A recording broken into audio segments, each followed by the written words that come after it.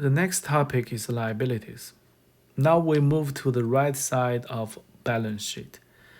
Liabilities represents the claim from the creditors, suppliers, vendors, current employees, retired employees, government, so on and so forth.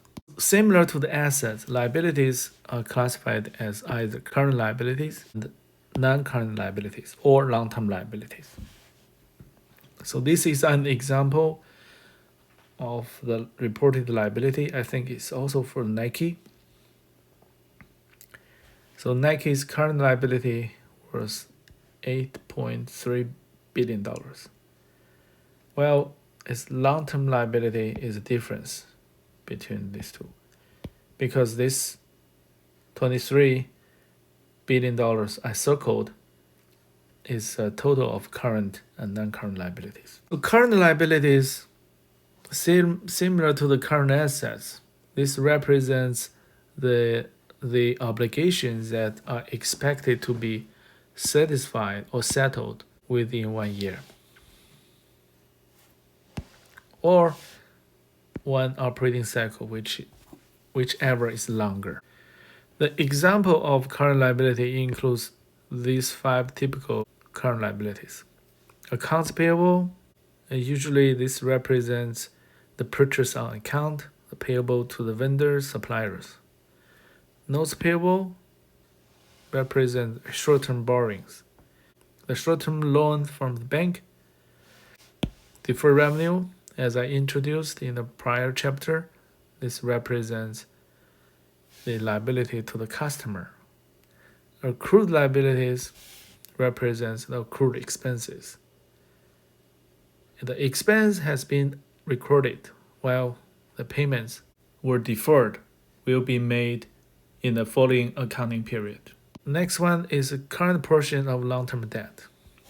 These liabilities were long-term debt. They will be due or mature within 1 year, so we reclassify this long-term debt to current debt. Accounts payable are obligations to suppliers, usually are from the purchase on account. So the maturity of this liability usually within 1 month or 2 months. So the payments should be made within 1 or 2 months to the suppliers. Notes payable represents a short-term loan. The company should pay cash in the future, but within 1 year.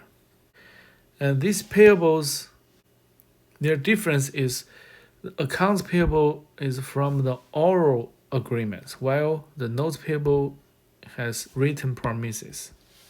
It's more formal, different from accounts payable, which do not incur interest expense. Notes payable usually has interest. Deferred revenues, this represents the cash received from the customer for goods or service to be provided in a future period. So this is the cash prepayments from the customers. The example includes sales of gift cards. If the Walmart sells its gift card to the customer, the balance first recorded as deferred revenue.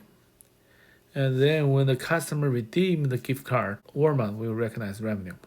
Accrued liabilities represents obligations created when expenses have been incurred but will not be paid until in the following accounting period. This includes accrued salary payables, accrued interest payables, accrued tax payables. The first two I have introduced in the chapter 2 when we discuss the adjusting journal entries. The next one is current maturities of long-term debt, or current portion of long-term debt. All the long-term notes, loans, mortgages, and the bonds will finally become current. So they will be reclassified as current liability. That means the payment to these debts will be due within 1 year.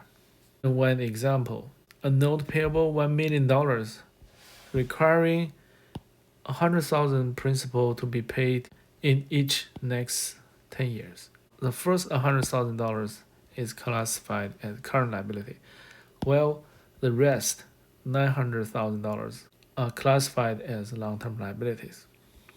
The cutoff is 1 year. Other long-term liabilities are obligations to be settled more than 1 year, or one operating cycle if longer. The example includes long-term notes, bonds,